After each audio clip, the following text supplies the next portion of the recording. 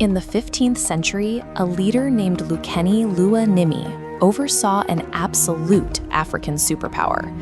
Under his highly centralized government, the Kingdom of Kongo built sprawling urban centers and managed massive trade networks.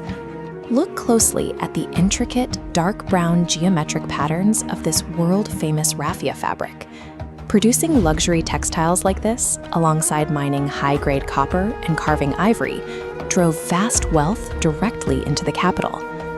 Managing that wealth was a massive logistical challenge. The empire stretched across 100,000 square kilometers, requiring a complex supply chain to sustain a population of over 2 million people. Yet they achieved this staggering scale and moved millions of tons of heavy cargo without ever hitching a cart or turning a single wheel. We often assume that ancient societies without wheels simply lacked the intellect to invent them.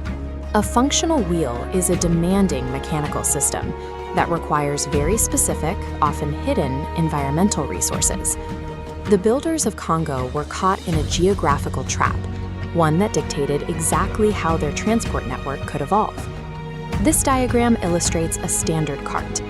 The vehicle relies on a critical point of failure at the axle, where the spinning wheel meets the chassis.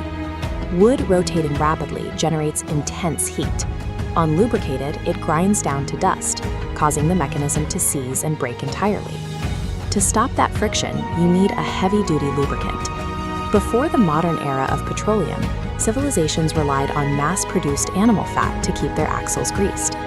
Without industrial-grade grease, the wheel ceases to be an asset.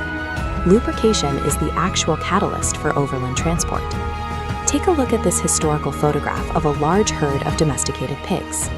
Because they reproduce rapidly and eat almost anything, these animals were the ancient world's primary biological engine for generating industrial fat. But the native ecosystem of Southwest Africa did not include pigs. It also lacked large beasts of burden, like horses or donkeys. This left the Kingdom of Kongo with a dual deficit: no strong animals to pull heavy carts, and absolutely no animal fat to lubricate rotating axles. This biological absence created a hard technological ceiling. Kongo's engineers had to abandon wheeled transport entirely and invent a radically different way to move their cargo. This aerial view shows the wide, churning waters of the Kongo River system. Kongo's first adaptation was bypassing roads entirely, utilizing these natural waterways to float heavy raw materials across the region. But rivers cannot reach every inland town. To bridge the gaps across rugged terrain, the ruling elite engineered a highly organized, harsh overland solution: forced human labor. In this photograph, you can see men balancing massive, heavy elephant tusks. Carrying loads of raw ivory and copper on your back for dozens of miles takes a punishing physical toll.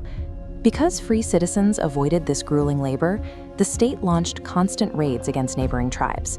They captured thousands of people to work the long-distance porter routes. They built a functioning, multi-million-person supply chain, but doing so required them to construct a violent human engine, one that was highly exposed to external threats. In 1483, an external shock arrived. Towering Portuguese caravel ships entered Congolese waters, bringing ocean-going explorers to their shores. The Portuguese offered steel swords and gunpowder. In exchange, they demanded only one resource: enslaved humans to work their new sugar plantations in the Americas.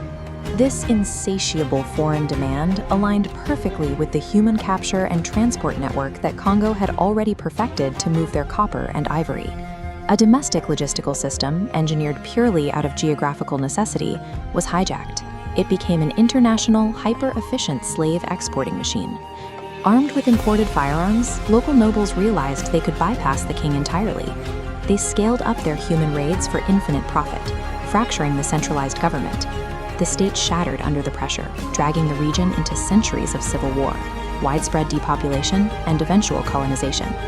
Today, you can look at the stone ruins of Mbanza, Kongo, like this central archway slowly being overtaken by nature. It is the physical remnant of a society that tore itself apart. The rise and fall of this empire reminds us that human trajectory does not rely purely on a civilization's intelligence. It is harshly governed by the arbitrary distribution of natural resources, the laws of physics, and the specific biology of the animals that surround us.